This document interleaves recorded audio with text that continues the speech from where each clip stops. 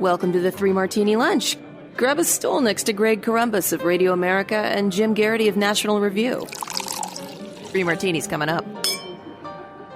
You made it to Friday, and so did the rest of us here at the Three Martini Lunch. So glad you are with us today. Want to let you know that we're sponsored again today by Acre Gold.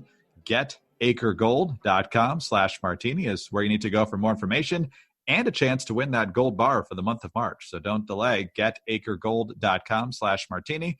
More on them in just a moment. Jim, I'm happy to report we have a normal complement of martinis today, at least in category. Good, bad, and crazy. I can't promise that the content will be normal, but let's start with the good. And the good came yesterday at the White House coronavirus briefing. Dr. Deborah Birx is the coordinator for the coronavirus response, and I'm sure you've seen her at many of the briefings if you've had a chance to see those. What she had to say yesterday is hopefully quite reassuring to folks. Now, what she had to say is focused on where we are right now, and obviously circumstances could change, but there's been a lot of reports out there that everything is completely swamped. Jim, you did a very good article just the other day on the diminishing capacity for hospitals in some areas, but Dr. Burks was saying just yesterday, first of all, that there are still quite a few ICU beds and plenty of ventilators, even in the hardest hit areas like New York. Finally, the situation about ventilators. We were reassured and meeting with our colleagues in New York that there are still ICU beds remaining, and there's still significant over 1,000 or 2,000 ventilators that have not been utilized yet. Please, for the reassurance of people around the world, to wake up this morning and look at people talking about creating DNR situations, do not resuscitate situations for patients. There is no situation in the United States right now that warrants that kind of discussion. You can be thinking about it in a hospital. Certainly many hospitals talk about this on a daily basis. But to say that to the American people, to make the implication that when they need a hospital bed, it's not going to be there, or when they need that ventilator, it's not going to be there. We don't have an evidence of that right now. And in getting into a slightly more complicated topic of the model, since that's been a topic of debate lately, because the person who put out the most widely accepted models of how disastrous this could be initially walked it back yesterday before going back to his original projections. But Dr. Burks is saying, regardless of what the person who made the model is saying, the facts we're seeing on the ground in these different countries shows that things are not as dire as the models are showing. Either you have to have a large group of people who are asymptomatic, who've never presented for any test, in order to have the kind of numbers that were predicted. To get to 60 million people infected, or 6 million people infected, you have to have a large group of asymptomatics, because in no country to date have we seen an attack rate over 1 in 1,000. So either we're only measuring the tip of the iceberg of the symptomatic cases, and underneath it are a large group of people. So we're working very hard to get that antibody test, because that's a good way to figure out who are all these people under here and do they exist. Or we have the transmission completely wrong. So these are the things we're looking at, because the predictions of the models don't match the reality on the ground in either China, South Korea, or Italy. We are about 5 times the size of Italy. So if we were Italy and you did all those divisions, Italy should have close to 400,000 deaths.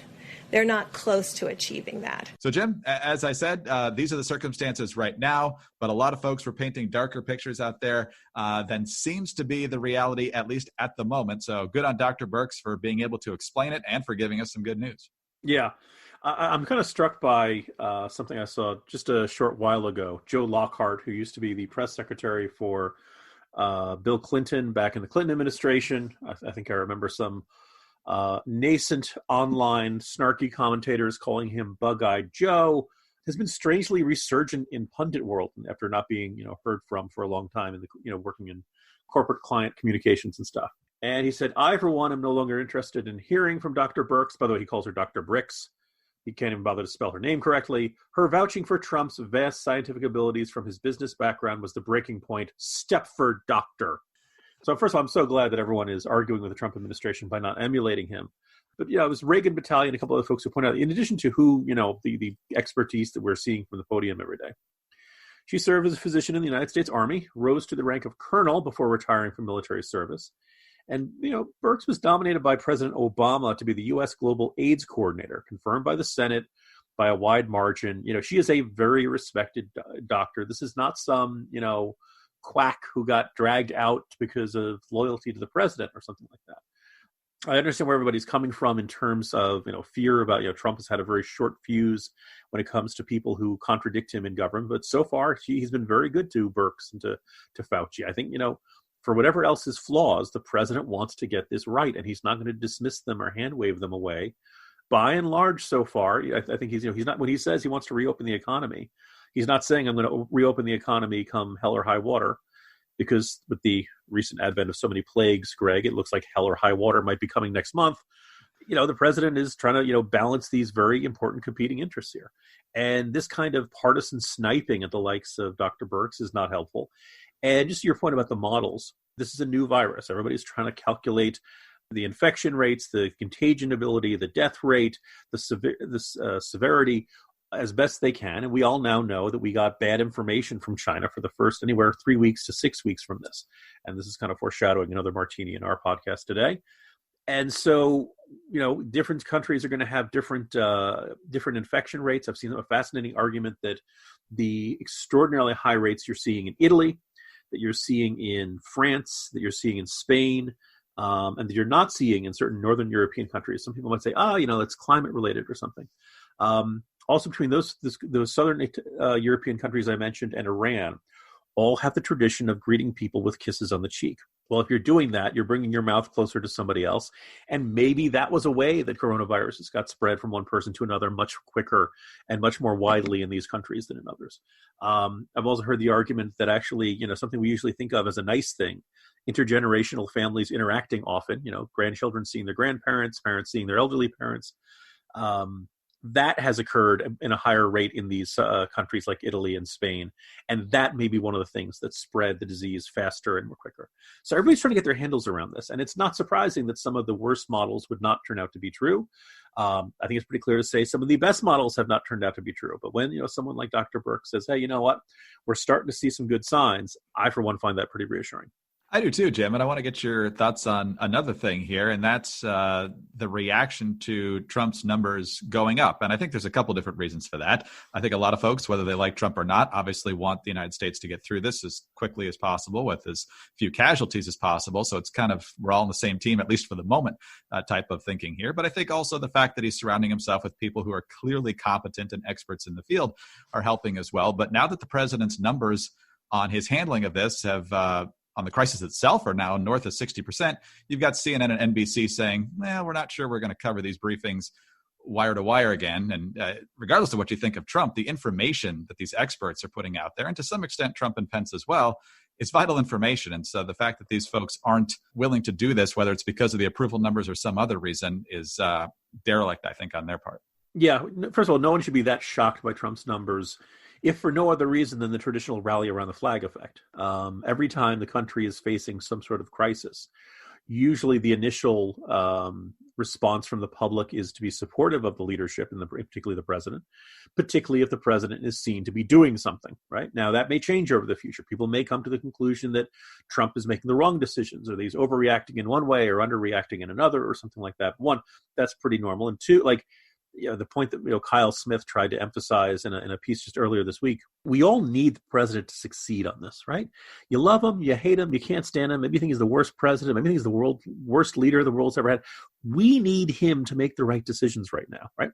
Whatever gambles he makes in calculating the risks and figuring out how much, which course is the right one.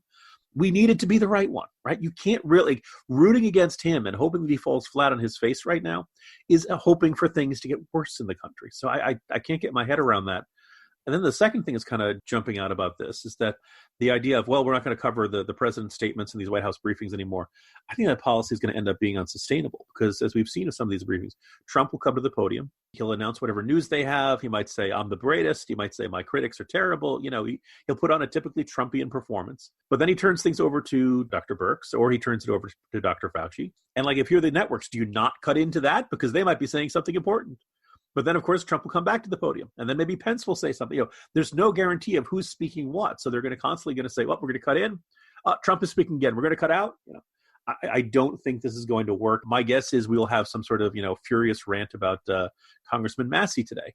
Well, if you're CNN, do you want to cover that or do you not want to cover that? This is but basically this is a complaint about Trump manifesting itself in a programming decision. They'll love the Massie content because it's Republican infighting. So they're all there for that. But let's talk about our good friends now at Acre Gold. Glad to have them sponsoring this episode. And as we've said over the last couple of weeks now, given the uncertainty in the markets lately, we definitely want to make you aware of something very timely from Acre. Acre is the new subscription platform for gold. Acre lets you make small monthly payments and then sends gold straight to your doorstep every few months. Don't break the bank. Start buying gold for just $50 a month and watch your gold grow. Acre will keep you updated on your gold stash as you make progress. Once your gold stash reaches the price of a 2.5 gram Acre Gold bar, they will discreetly ship you your gold. Easy, safe, and secure. For more information, go to getacregold.com/martini or by clicking the link in our show notes and start your Acre Gold subscription today. Make sure you go to our URL because Acre is giving away a gold bar for the month of March. Hey, and March is almost over, so if you want a chance to win, go ahead and enter soon. To win, listeners can tweet why they should win and mention @get_Acre for a chance to win that free gold. Getacregold.com/martini. All right, Jim, we actually teed up the second and third martinis in that first one, but let's get to the bad one, and that deals with the House consideration today of the coronavirus relief package, $2.2 trillion. And the original hope was that this could get done by a voice vote without having to drag a majority of sitting House members back to Washington to conduct this debate and this vote.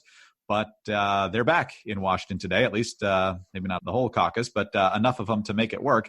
And that's because Kentucky Congressman Thomas Massie, a Republican who's probably more of a libertarian, has said that he is absolutely disgusted, I think in part with the process on this bill, but also with all of the seemingly irrelevant add-ons. And you and I would certainly agree with that, Jim. We've chronicled them from the Kennedy Center to the Corporation for Public Broadcasting to the IRS and on and on and on, lots of billions of dollars in that category. But by not agreeing to unanimous consent here, this debate has to take place. Folks are worried about older members of Congress having to get on planes and come back to town and possibly exposing themselves to the coronavirus and so forth. And so on the one hand, Jim, we rail against wasteful spending all the time. And this is certainly one of the biggest bills we've ever seen, if not the biggest. And at the same time, though, time is of the essence on the absolutely critical components here. And so perhaps there was a better way for Massie to protest. What do you think? Yeah. So, first of all, in today's Morning Jolt, I lay out all the different reasons why all of my usual arguments about wanting to avoid waste and wanting to spend money wisely and the careful consideration of how the government should be spending money, all of that goes out the window when vast swaths of the economy have had the brakes slammed onto them. This is an extraordinary circumstance, and all of the usual concerns, I think, have to be put aside for a crisis of this magnitude. The chairman of the Federal Reserve, Neil Kashkari, of Minnesota, Federal Reserve Bank up in Minnesota, said that this is basically the equivalent of the effect of Hurricane Katrina on the Louisiana economy is basically happening all over the country right now. That's a way of thinking of it. So I can't say, well, it's time to be careful and take our time with this. The other thing is, for people, I think most people kind of have the general gist of this, but covered Congress for years over Congressional Quarterly, so you're going to hear about this whether you like it or not. Congress can do voice votes on just about anything. It's but it has to be done by unanimous consent. And so you get this on things like renaming post offices. Nobody has a particular cares if we rename the post office from one guy to another guy. So they say, Mr. Speaker, I move for a voice vote. All the ayes say aye, and all the nays say nay. Usually there's no nays, and the chair says the ayes have it. The motion is passed. The problem is that to do that, everybody has to agree. And if one person objects, well, then you got to have a recorded vote on this. And when your job is to record the House floor votes for Congressional Quarterly, Greg, I know about you. I wanted as many voice votes as possible because it meant less work for me. But perhaps more significantly, it's not, sometimes someone would want a recorded vote on the renaming of their post office or something like that. On the one hand, one of the biggest and most important spending bills of all time, passing by voice vote would be seen as pretty extraordinary.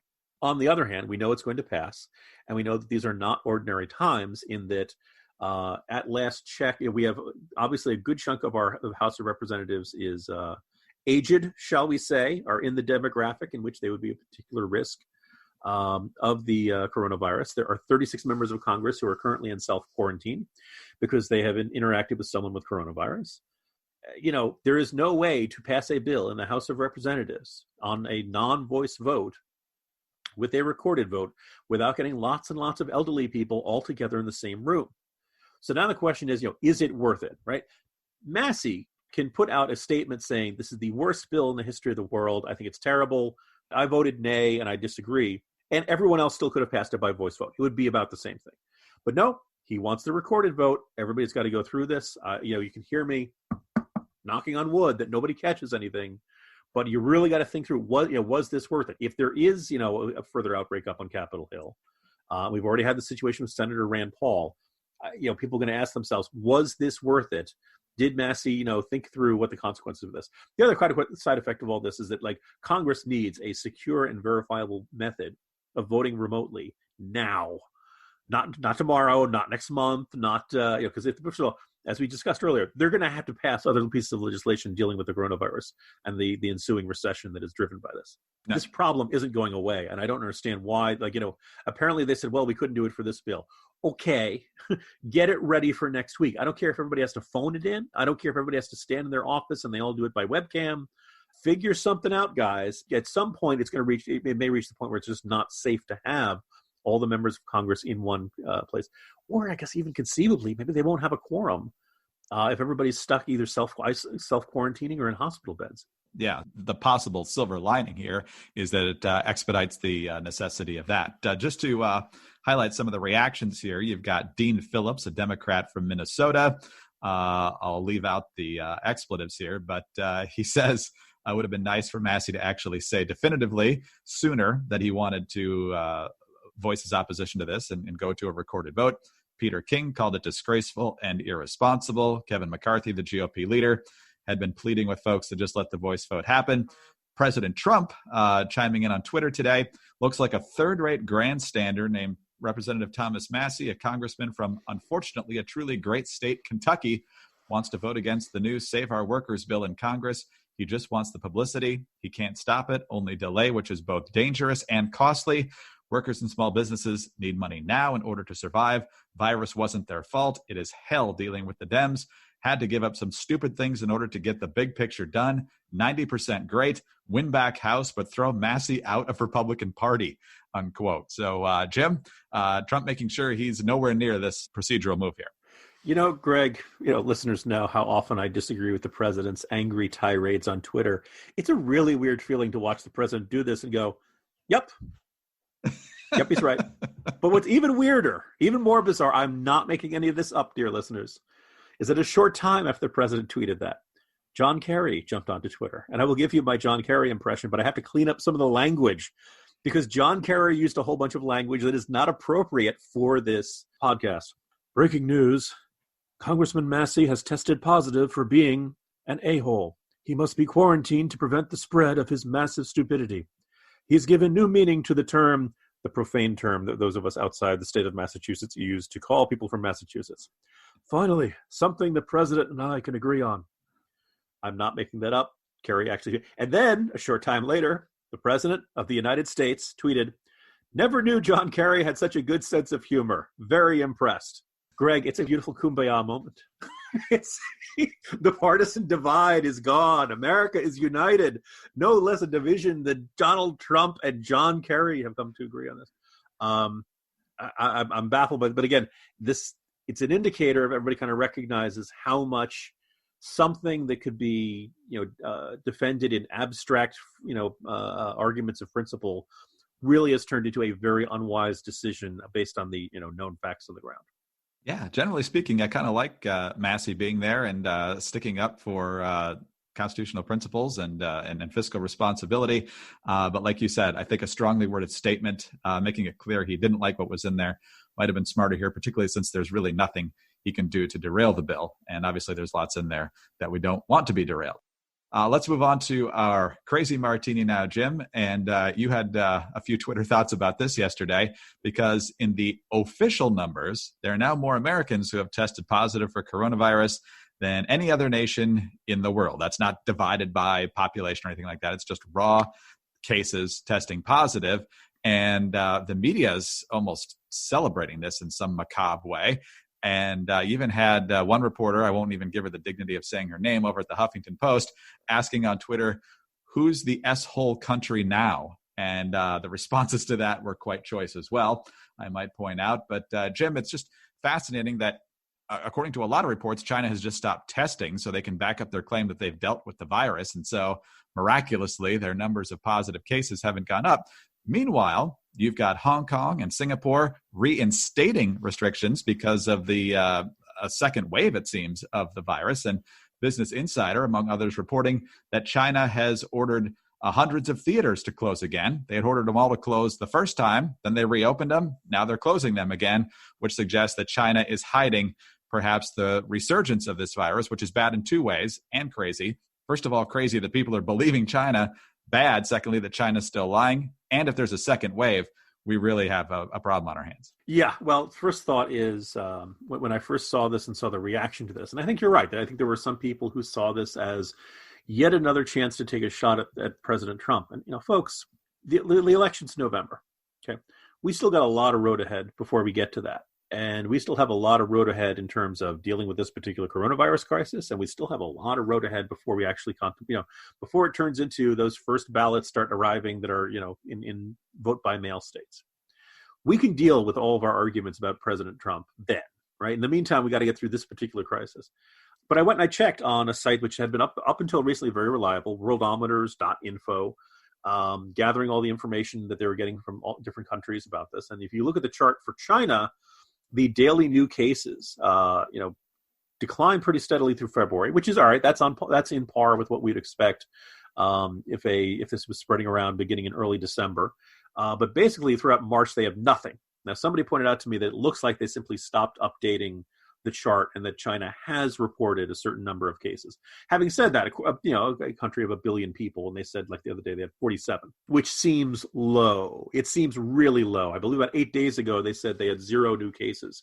And again, even with the draconian steps they've taken, social distancing and locking people up and all that stuff, that still seemed really low. And either they did an amazing job of flattening the curve to the point where it's literally a straight line across, and they were having almost an imperceivable increase in cases day by day, or they're not being honest. Now, as I laid out at the beginning of the week, China lied about this for the first 6 weeks, so there's really no reason to say, oh, I believe them. Thankfully, Greg, no one really said, oh, Jim, this is too important. China wouldn't lie about this. But there were people who said, look, Jim, there's no way they'd be able to cover up another outbreak. Eventually people would notice that the ERs were filled up again and people were in the ICU units again, and eventually word would slip out. I could see that argument somewhat, but again, this is a totalitarian state that has that had a dress rehearsal of this at the end of last year. So they may have gotten a lot better at figuring out how to hide cases and how to keep them away from the ones. And of course, they also are kicking out most Western journalists. So our ability to accurately assess what's going on in China seems very spotty right now at best. So, but the other thing, as of a week ago or a little more than that, they're saying, hey, you know what? Life's back to normal. Movie theaters can open again. We don't need to have the same social distancing rules, et cetera, et cetera. As of this morning, all like 600 of them that had reopened were told to shut down again. I don't know exactly what that means. I think it's safe to say that they believe that there's at least some threat of this spreading again. And I kind of wonder if the argument is that no, it didn't, drop so suddenly at the beginning of March as they were claiming. That maybe it went down at a slower pace, but it was still going down. Or I think most ominously, maybe it didn't go down. I mean, we'll see. Again, this we're talking about a situation where it's very hard to tell. But for a company that says they had this thing licked, although maybe that's not a good metaphor, for a country that says they had this thing beaten, they're not acting like a country that had this beaten. And so, just for the sake of the Chinese people, you hope that's not true. But I also think for our calculation of how we're handling the virus, are we doing the right things? Are we seeing the progress we should? We simply can't put too much faith into any data coming out of China right now, because it's in all likelihood they're not telling us the whole story, and they may not be telling us anything close to the whole story. Jim, I feel better than I did yesterday when we were talking about millions of jobs lost and terrorist plots. So I feel like we're heading into the weekend about as optimistic as we can here, thanks to Dr. Burks and some silver linings that we weren't seeing earlier in the week. It's Friday, so I don't know about you, Greg. I can drink a lot more. I'm feeling much better because of that. You don't even need a designated driver anymore. You just got to go to your There kitchen. you go. Yeah. So there you go. Jim, have a great weekend. We'll see you Monday. See you Monday, Greg. Jim Garrity, National Review. I'm Greg Corombos, Radio America. Thanks so much for being with us today. Thanks also to our great sponsor, Acre Gold. Get acregold.com/martini. Also, please subscribe to the podcast, leave us a kind review, and don't forget you can get us on those home devices. All you have to say is play 3 Martini Lunch podcast. Have a great weekend, and we'll be back with you Monday on the 3 Martini Lunch.